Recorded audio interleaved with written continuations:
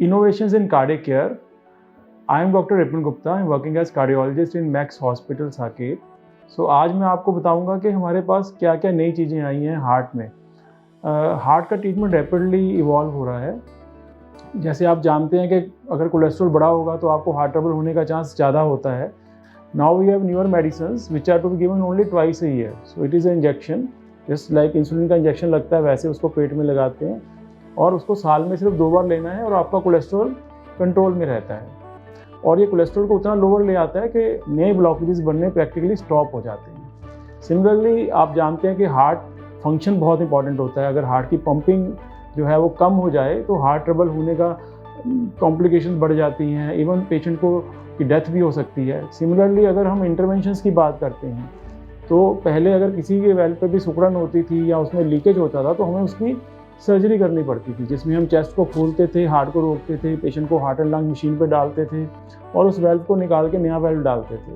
आज हम सारा का सारा वो प्रोसीजर एक ग्रॉइन में पंक्चर के थ्रू कर सकते हैं। जैसे एक प्रोसीजर होता है टावी।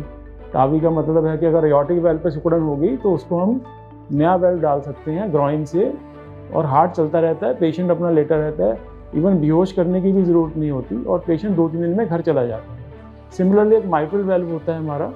अगर वो माइट्रल वेल्व में लीकेज आ जाए तो पहले हमें उसके लिए भी बड़ी सर्जरी करनी पड़ती थी। आज एक प्रोसीजर है जिसे हम माइट्रा क्लिप कहते हैं, जहां हम उस वेल्व के ऊपर एक क्लिप लगा देते हैं जिससे कि उसका लीकेज रुक जाता है।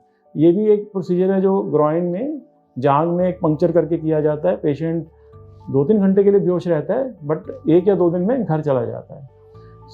कार्डियोलॉजी में चीज़ें आगे बढ़ रही हैं जिससे कि पेशेंट की लाइफ ज़्यादा कंफर्टेबल हो जाए, दवाइयाँ कम खानी पड़ें। अगर प्रोसीजर करना है तो छोटे प्रोसीजर से काम चल जाए, बड़े प्रोसीजर की ज़रूरत ना पड़े। तो हमें ये सब चीज़ों की जानकारी रखनी है ताकि जब हम इसके लिए कोई प्रॉब्लम आए, हम डॉक्टर को मिलें तो हम अगर एक जानकारी रखेंगे तो इसको हम प्रॉपर्ली मैनेज कर सकते हैं। Thank you.